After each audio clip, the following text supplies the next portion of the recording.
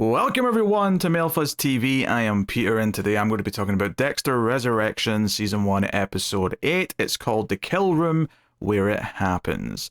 So spoilers for the episode. This is a Patreon sponsored review, so thank you very much to Cindy for picking the show. So I don't know if I've got any flaming hot takes coming into this episode. It's decent enough. It's kind of weird that I'm at a point with this show where it's definitely not as bad consistently as I probably thought it was going to be when we started it. Once we get over that nostalgia stuff at the start with Dexter, it kind of, arguably had enough fun ideas that it's mostly been inoffensive, if not fun at times. There's still some nitpicks. We have a return of Staying Alive to the soundtrack in the episode with the detective with the headphones on. It helps her research, apparently. Claudette does so much better researching if she's got the Bee Gees playing into her ears.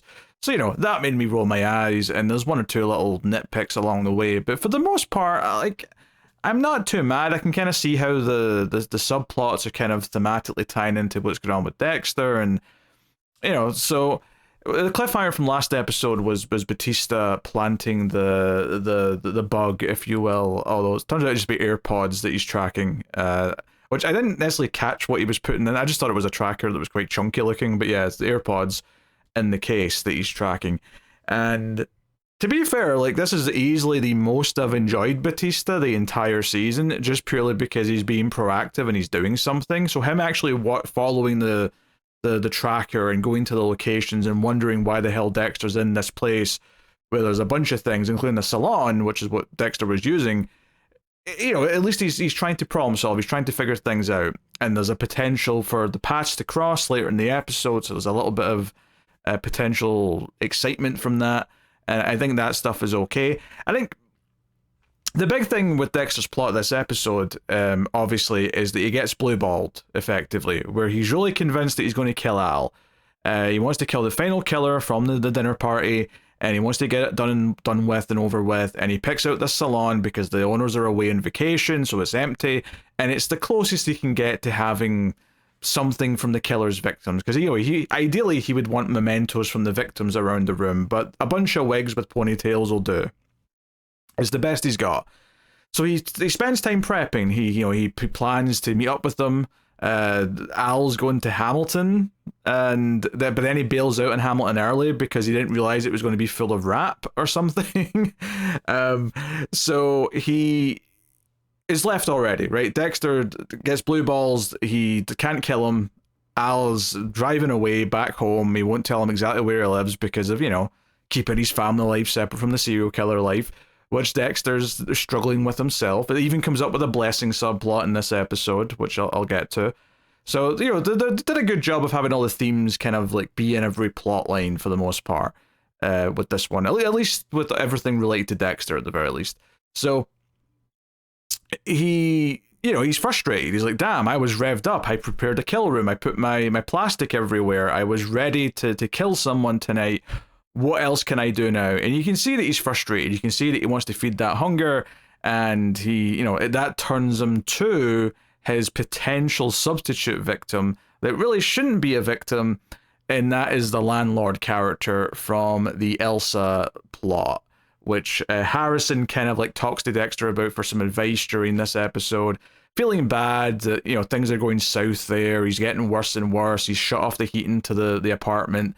And it feels like, they might end up homeless because of this, and it's a whole thing that he's concerned about, which is interesting because Harrison's got a new romance brewing, but he's still helping out Elsa. So there's maybe that's a likable quality even, is that even though he's kind of got someone new that he's infatuated with, he's still helping someone that he considers a friend, even if there was kind of a will they won't they thing there.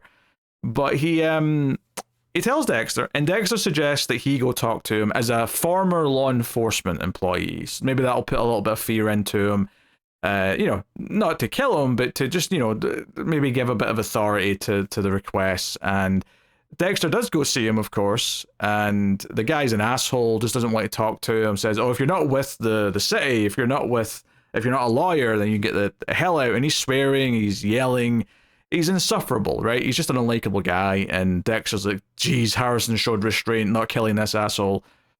And Dexter tries to kind of make him fit the code. He's looking up his history and like, oh, he was kind of responsible for the death of a tenant because he didn't get a stair beam fixed or something, and this old woman fell to her death because of it. And he's like, well, he's kind of getting people killed. That's, you know, we're getting into the vicinity of murder. But Ghost Harrison's like, no, you're stretching the code here a little bit. He's not a serial killer. He's an asshole, but he's not a serial killer. So it seems like Dexter at a certain point just is going to kill him anyway, because he kidnaps him, knocks him out, puts him in the car, takes him to the salon, and of course there's the tension of Batista getting there while he's in the act. Now, I will say they kind of I suppose I should be fair here and say that they didn't play their hand as much as I thought they did. I thought that it was very obvious that Batista was going to interrupt this and he wouldn't get to kill him because Dexter had the stalking over his face the entire time, and I thought, that's weird. He usually doesn't hide his face, and the only reason I can think of where he's conveniently hiding his face here is that when he gets interrupted and this guy doesn't get killed, he's going to not be able to, ID Dexter, at least with 100% certainty. There's going to be some doubt there, some wiggle room. But to be fair to them, this was actually something that Dexter was intending on, because the reveal, of course, is that Dexter was never going to actually kill him. He just wanted to scare him. And seemingly, since he already had the kill room set up for the other guy, he decided to use what would have been a kill room anyway to do. So, he tells him to be better to his tenants and, scares the shit out of him with a knife and all that. I thought I was catching something where it felt a bit convoluted that he was hiding his face, but to be fair, by the end of the scene, it was clear that Dexter always wanted to hide his face because he was never intending on killing him. So fair points. I can't really critique or complain. It was just kind of interesting my mind as I was going through that sequence, because I was kind of like noticing it and going, oh, why is he doing that? And maybe it's just my expectations of the show that I assumed it was not a mistake per se, but I assumed it was the writers sloppily covering something up so there wasn't a plot hole, instead of it being like an intentional character motivation, which was completely fair, and it was. So I'm giving it cred here is basically what I'm saying. I'm saying that what complaint I thought I would have had is null and void, so fair play. So, yeah, I mean, the guy runs off. Batista does not get an ID on him, doesn't know who it was, because the guy just runs off and says, get out of my way. He's still insufferable. Even when he's running away with half of his clothes off, he's still insufferable to Batista. And Batista ends up just looking crazy to Claudette and her partner. Because they still show that, I mean, she was listening to the Bee Gees because she was looking up the Bay Harbor Butcher stories, she was looking up Dokes, and just, characters from that time.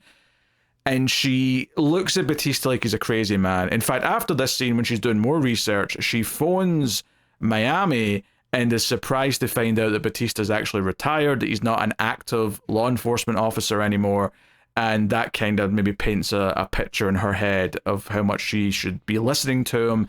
I mean, maybe you could argue it paints how dedicated he is, that he was willing to give up his job and, chase this lead regardless. But it's not looking good for him right now, because right now there's no body here, right? Harrison even points that out to Dexter. There's no body at this crime scene, so it's not really a crime scene outside of people were here that weren't supposed to be. And the only person they know actually broke into this place technically is Batista, because he broke in when he was coming in to try and catch Dexter in the act. So Batista looks very bad right now in their eyes.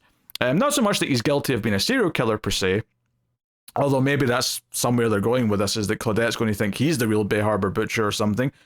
But instead, just that he seems delusional and untrustworthy, and maybe not someone they should be listening to at the very least. But yeah, I mean, I thought this stuff was all right. It wasn't as I think last episode gave me some really exciting, or maybe exciting is a strong word, but some really neat bits of writing, with everyone converging at the college lecture, and some of the little nods that were happening there, and how it felt like everything was coming together. This episode actually does have things clashing together, but that happens right at the very end of the episode. And to be fair, it's a good cliffhanger. It's an exciting cliffhanger that's really bring together different elements of the plot. And they know it's a big cliffhanger because they go nuts on the soundtrack with the strings, like the violins and all that. They're all going wild as the ending plays out. When Dexter and Harrison are having their second meal of the episode, making me hungry, by the way. They keep eating in this show. And would you believe it? Peter Dinklage, Leon, shows up and says, Red, I didn't know you had a son. And this is... like, I'd maybe critique a little bit that they kind of, like... it felt like there was a beat missing in Leon's side of the plot, because we had a confrontation between him and Uma Thurman earlier, where she's like, I don't trust this Red guy, something's fishy, it's not all fitting together. And he just chews her out and says, I don't pay you to think, do your job. Like, he, you know, I saw Gemini attack him, he's not the bad guy here. But seemingly at the end, Uma Thurman's got a big smug smile on her face, so maybe I missed something, but it felt like it was almost missing a beat in the middle, like between the final scene and those earlier scenes with them, where maybe not them together, but at least Uma Thurman, like maybe, like just a little scene where she gets a lead, like something that's maybe going to direct her to finding Dexter for real. And, you know, that would pay off here at the end. It's not like a huge quibble necessarily, because it ultimately doesn't really matter that much. But it does come relatively out of nowhere at the end when he just walks in. But it does feel like things are clashing together. Curious to see how this plays out with Harrison. Obviously, Harrison knows who his dad is. I don't know how Dexter's going to try and worm his way out of this. But there's 2 episodes left, and I suspect we're heading to a showdown. So, you know, I feel like the one thing that I'm expecting more than anything else is Leon, regardless of the situation that happens, and even if he's on the table about to be killed, if that's what, you know, we're getting to in the final episode of the season, and, you know, past seasons of Dexter would indicate that that's probably where we're going. I think he is going to be delighted when he finds out who Dexter really is. When he finds out he's actually got the Bay Harbor Butcher in his midst, I think that's going to be an exciting moment for him. So I suspect his reaction to that is going to be passionate, regardless of how he finds out. And maybe Dexter even tries to leverage that to make him happy or whatever, even though he's probably going to be pissed that he killed all of his other regulars. But yeah, I could critique the build up to it, like I said, but ultimately the final moment does feel like a bit of a rush, because it's like, oh, this is a plot that has been so separate from like Harrison's plot the entire season. Outside of Dexter having to juggle where he is because he's trying to be in both places, they have not interacted at all. So it does feel like a rush of excitement as this happens. And obviously for Dexter, it's a rush of fear and like, oh no, shit, like I need to solve this. I need to do something right now.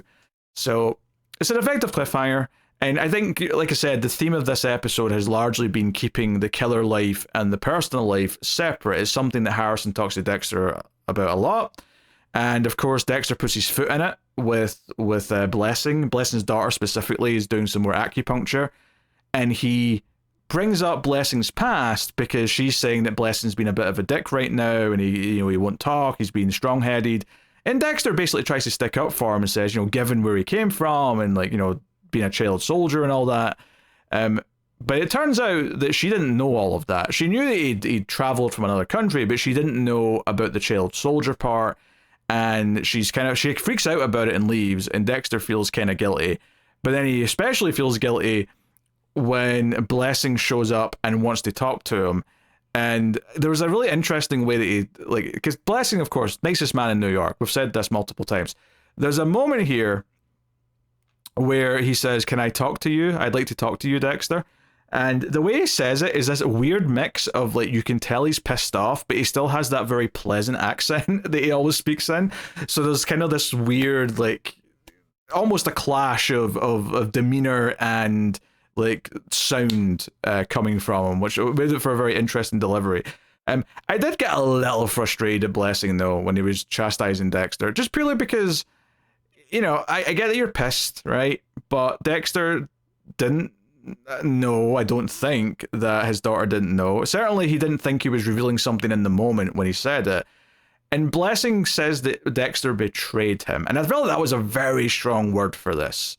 But of course, the parts of this that are very relevant to the overall story is this idea that Blessing says he wanted to keep that part of his life, his past, separate from what his life has been here in New York with his family.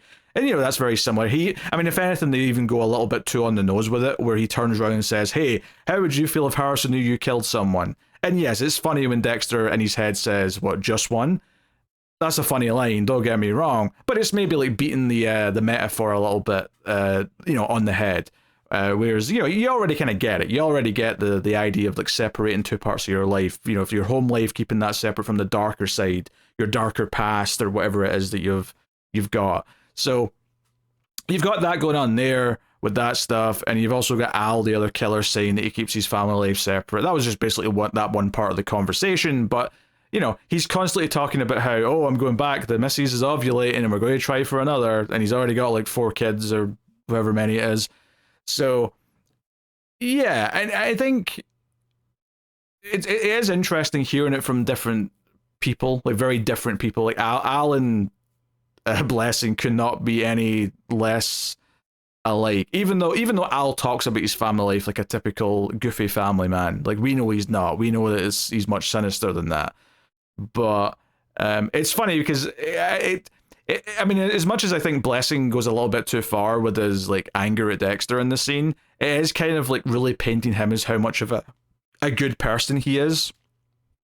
That he feels ashamed to bring up this thing in his past, even though it wasn't really his fault. He's not killing people right now. He's not got this hunger to kill innocent people the way that these other killers do, or even the way Dexter does.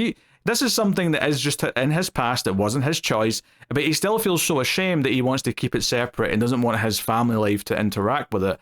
And I think it's like one showing that as much as extreme as Dexter's life is, and the idea of being a secret serial killer, I mean, most serial killers are secret until they're not, but you know, him like going through all this, the idea being that it is actually kind of normal to feel like you're separating parts of your life from your family life. It's just more extreme in Dexter's case because it's killing.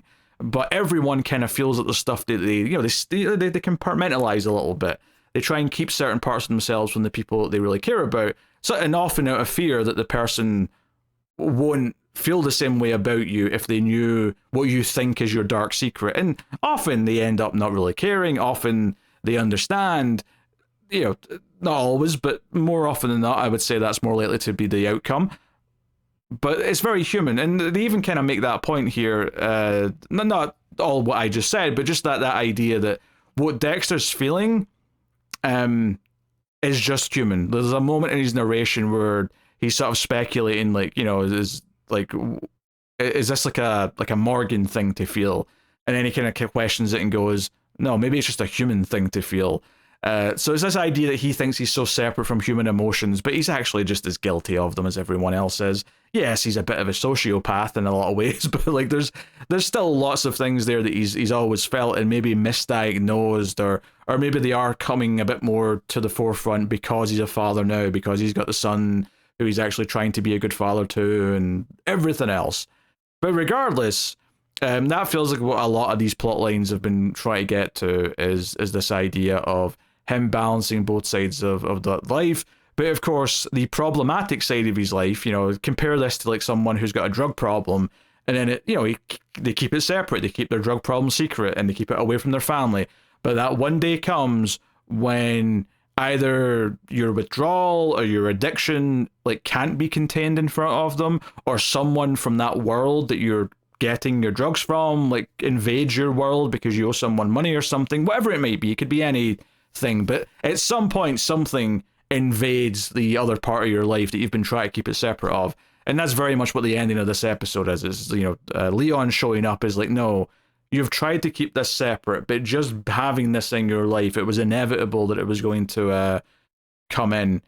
And you know, it's interesting that Harrison doesn't know anything about this guy and about these dinner parties and whatnot. You know, like, and to be fair, like, maybe he'll be mad about that, but I don't necessarily think he should be mad about it, because it doesn't feel like he's wanted to know about what Dexter's been doing with his dark passenger side. You know, it's like he knows it exists. He knows that Dexter's still going after people. It's been implied as much at the very least anyway.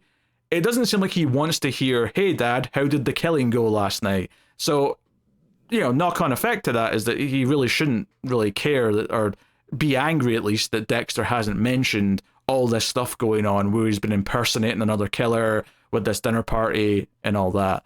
So, yeah. Anything else in the episode that I should bring up? Harrison and is it Gigi is the new girl go on a date.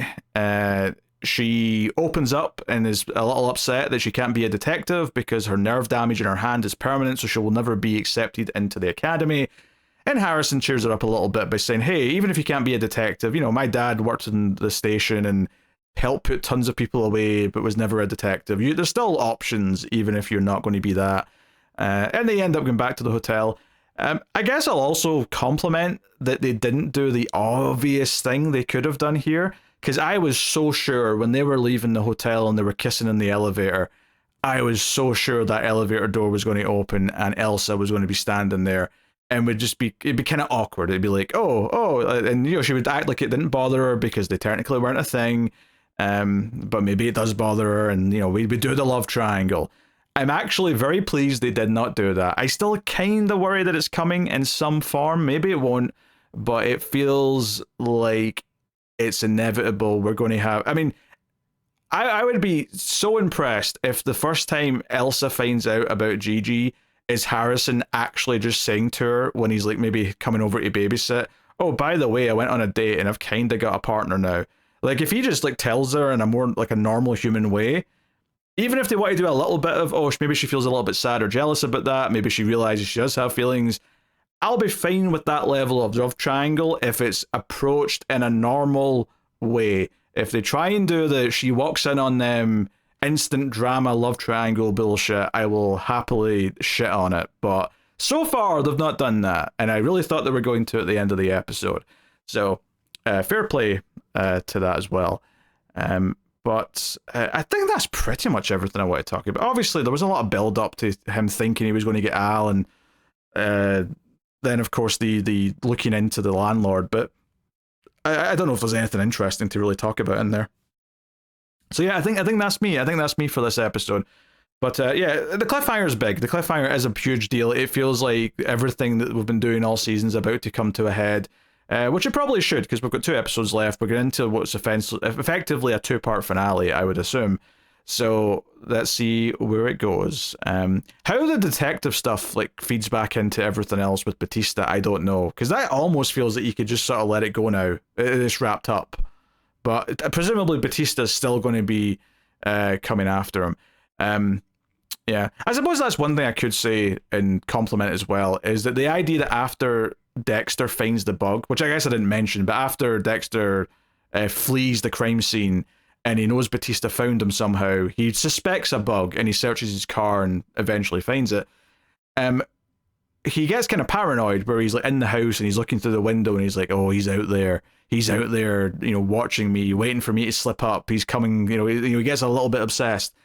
And I think that actually plays in really well to the ending of the episode, because the person he was worrying about is not the one who found him. Right? It was the other plot line that for this episode mostly ignores, right? Because the only thing we get a Leon, other than his one little scene with Uma Thurman in the ending, is him like saying he's so happy about the presentation for the gala, the stage and all that, and the decorations. He tells the woman to put in a ramp because we're going to have people in wheelchairs here, but otherwise good job. And then I guess you could read it as threatening that he brings up the woman's daughter. He says, how's the daughter? And it turns out that he actually like recommended a specialist, and now the daughter's got a clean bill of health and she's very thankful, and he says he's very privileged. But given that he brings this up right after he's like told her to fix a mistake, even though he does it very nicely, there's just kind of a slightly implication just like brewing underneath the surface there that feels a little bit like, I helped save your daughter's life, so get your goddamn job done. Like, he never says that, but there's just like a little layer underneath that makes me feel like he's throwing his weight around a little bit, even if he's acting like the nice guy.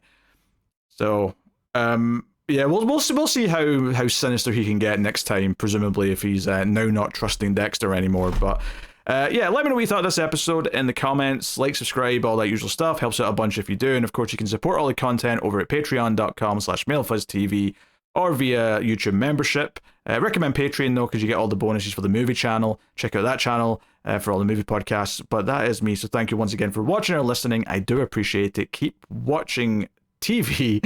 Have you got any vanilla?